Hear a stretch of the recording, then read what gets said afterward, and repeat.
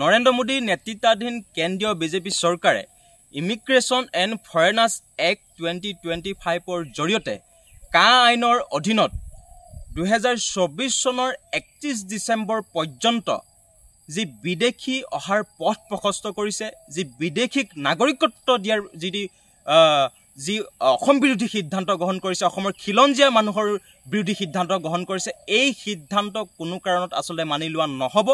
কাৰণ এইখন নৰেন্দ্ৰ মোদী চৰকাৰে অসমক 6 জনগোষ্ঠীৰ জনজাতিকৰণ দিবৰ কাৰণে ইচ্ছুক নহয়। আজিৰ দিনটোত তেওঁলোকে দেশৰ সংবিধান অনুসৰি 371A আৰ্টিকল অনুসৰি অসমক বিশেষ শ্ৰেণীৰ ৰাজ্যৰ মৰ্যাদা দিবৰ কাৰণে ইচ্ছুক নহয়। অসমক সম্পদৰ অধিকাৰ, অসমৰ ভূমিৰ অধিকাৰ, অসমৰ থলুৱা মানুহক দিবৰ কাৰণে তেওঁলোকে ইচ্ছুক নহয়।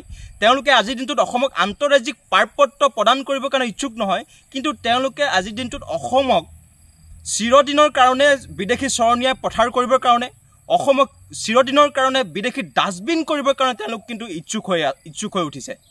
কাৰণ এই যি ঐতিহাসিকভাৱে তেওঁলোকে যে অসম বিৰোধী সিদ্ধান্ত গ্ৰহণ কৰিছে, আজি অসমৰ মানুহে কা আইনৰ বিৰুদ্ধে কেনেকুৱা ধৰণৰ গণ আন্দোলন গঢ়ি তুলিছিল সেয়া দেশৰ মানুহে দেখিছিল।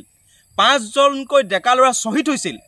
তাৰপিছতো আজিৰ দিনটোতো অসমৰ মানুহ নিজৰ স্থিতিত অটল হৈ আছে যে অসমে কোনো কাৰণত নাগৰিকত্ব সংশোধনী আইন মানি নলয়।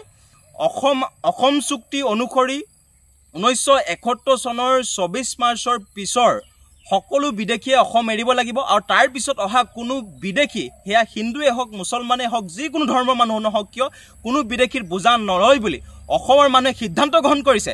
সেয়া অসম চুক্তিয়ে কৈছে আৰু সেয়া দেশৰ উচ্চতম ন্যায়ালয়ে কৈছে। আৰু তাৰপিছত এতিয়া বিজেপি চৰকাৰে দেশৰ উচ্চতম ন্যায়ালয়ক উলংঘা কৰি, অসমৰ মানুহৰ আৱেগ অনুভূতিক উলংঘা কৰি, অসম চুক্তিক উলংঘা কৰি তেওঁলোকে ফৰেনাৰ্ছ এক্ট 2025 জৰিয়তে কা আইনৰ অধীনত যিধৰণে চিৰদিনৰ কাৰণে, অনন্তকালৰ কাৰণে বিদেশী অহাৰ পথ প্ৰশস্ত কৰিছে, এয়া কোনো কাৰণতে মানি লোৱা নহ'ব।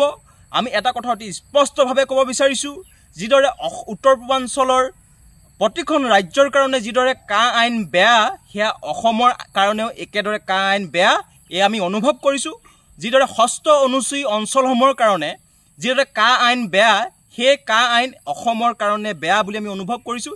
সেইকাৰণে আমি এই কা আইন অসমৰ ক্ষেত্ৰত বাতিল কৰিবৰ কাৰণে পুনৰবাৰ আমি দাবী উত্থাপন কৰিছোঁ। আৰু একে সময়তে আজি নৰেন্দ্ৰ মোদী নেতৃত্বাধীন কেন্দ্ৰীয় চৰকাৰে যিদৰে তেওঁলোকে কা আইনৰ অধীনত 2024 চনৰ 31 ডিচেম্বৰ পৰ্যন্ত বিদেশীয়ে নাগৰিকত্বৰ বাবে আবেদন কৰিব পাৰিব বুলি যিটো সিদ্ধান্ত গ্ৰহণ কৰিছে, বিদেশীক নাগৰিকত্ব দিবৰ কাৰণে যিটো তেওঁলোকে উঠি পৰি লাগিছে, এই সিদ্ধান্ত কোনো কাৰণত মানি লোৱা নহ'ব। পুনৰবাৰ যিদৰে কা আন্দোলনৰ সমগ্ৰ অসমত জোৱাৰ উঠিছিল, সেই জোৱাৰ পুনৰ উঠিব, পুনৰ প্ৰতিবাদ হ'ব, প্ৰয়োজন হ'লে পুনৰ শ্বহীদ হ'ব।